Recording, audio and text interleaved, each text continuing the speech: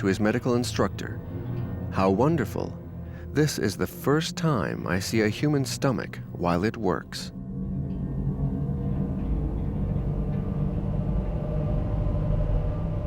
He carried out genetic experiments on twins to prove Hitler's racial theories.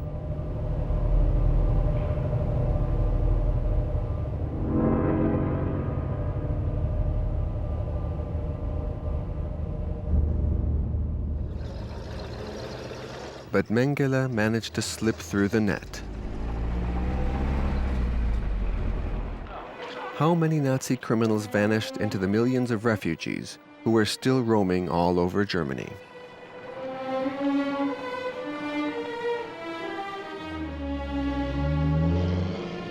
Some of them even stayed in Germany itself, sometimes under their very own names, names such as those of Hagen, Lischka, Heinrichson, though they were wanted in France for their crimes. They were not aware of being criminals. They'd done their duty. Why should they be harried?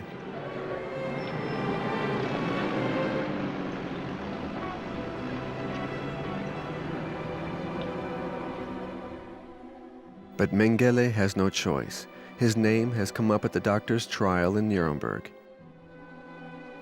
He has been sentenced in his absence, and he knows he is wanted. He will get away with it, mainly because he is one of the few SS who has not been tattooed. He has the means and connections that allow him, as others too, to borrow the celebrated Rat's Road. A network organized a long time before by the Nazis, a way out through the Alps, leading to Italy, and to the Middle East, hostile to Jews, where the Gestapo's Brunner will eventually hide, to Franco's Spain, and to South America, where their hunters will later be able to flush them out. Argentina. Its dictator Juan Perón and his wife Evita are notoriously favorable to the Nazis. Argentina's army has been equipped and trained by the Wehrmacht. A powerful German colony has always hailed Hitler there, and German banking institutions are available to accommodate the SS's horde. The Allies have recovered a small part of it when they've liberated the camps. When arrested, deportees were ordered to take their valuables with them. It would help them in their new life, they were told. The SS would thus recover the silver, the wedding rings, the gold teeth, then melt it all down and send the ingots to Switzerland, where Evita Perón had discreetly gone after the war. Gold then changes hands. 300 Nazi runaways will enter Argentina with forged papers, but with authentic Red Cross travel documents and some help from certain offices in the Vatican, not very mindful or even conniving ones, but run over by a real flood of refugees.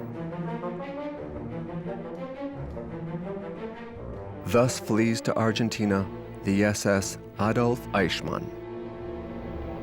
Eichmann, organizing mind of the final solution, planner of Nazi crimes, master switchman of the death trains.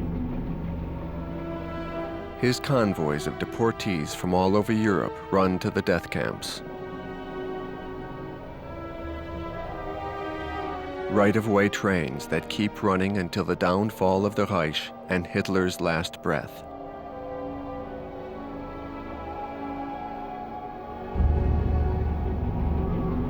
Eichmann is back every night in Wiesenthal's nightmares. "I keep thinking of him," says Wiesenthal. "To me, he has now become the #1 criminal. But where is he hiding? Is he even alive yet?" Wiesenthal has created a net of surviving victims who write to him from all over the world, but he also gets denunciations of Nazis by other Nazis. Thus he gets hold of an exceptional document, the official register ledger of the SS. I paid for this book $500 for a formerly Gestapo chief. Yes. was formerly Nazis. He was only a simple party member. He was in a little town or a village. After the war, he saw he was in a big murder party, and now he knows the many big party members have too much money, has good cars, and has factories. And he's a little man. He came to me, and so, you know, I will, for my conscience, tell you what I know. Wiesenthal has thus rediscovered Adolf Eichmann's trail. He now calls himself Ricardo Clement. Wiesenthal knows he is alive, but where? Eichmann first hid in a farm in Argentina's Pampas. The great murderer bred there rabbits, then held various small jobs. Nothing to be proud of, but at least he thought he was safe. As other former Nazis did, who thought safety was to be found at the world's end.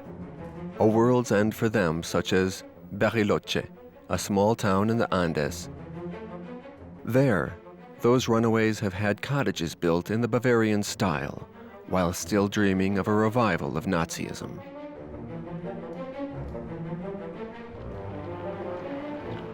Far from them now, Germany is slowly being rebuilt with all those Trümmerfrauen, women of the ruins, exhausting themselves to help do so.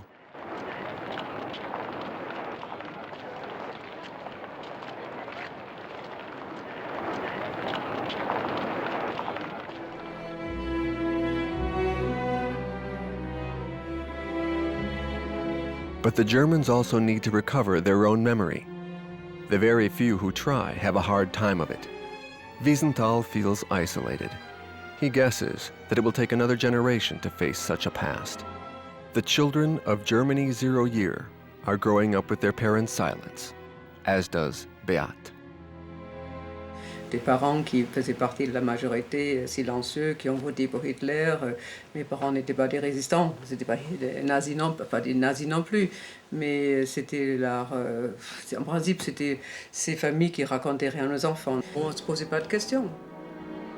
J'ai vécu à Berlin, une ville quand même qui était frontalière avec une autre partie d'un monde, le monde communiste, et nous on a vécu dans le secteur occidental, disons des Anglais.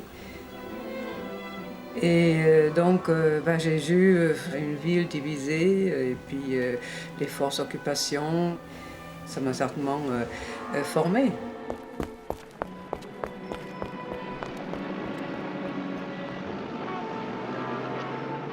Yet Beate has constantly in sight the prison of Spandau, where the war criminals not hanged at Nuremberg are jailed.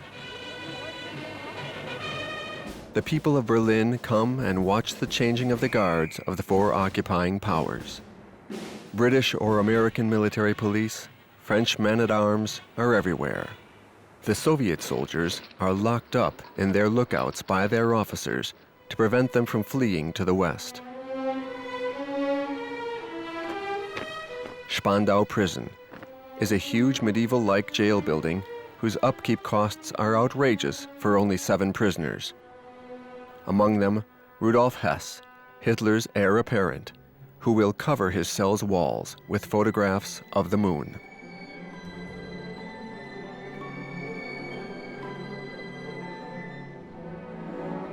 Albert Speer, minister and close friend of Hitler's, has been sentenced to 20 years in jail.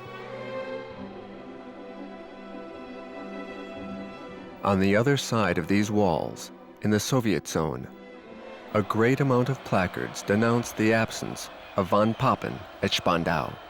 How can this man, who favored Hitler's political takeover, have been acquitted at Nuremberg? These demonstrations, organized by the Soviets, will lead to the opening of another trial in the rival zone of Germany. Von Papen is arrested again and tried by a West German court. Within a wide movement of denazification, he is sentenced to 8 years of hard labor.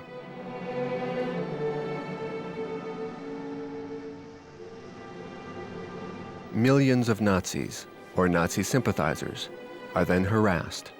100,000 are sentenced. But an awareness of the past is still hard to be awakened. Such trials will become fewer.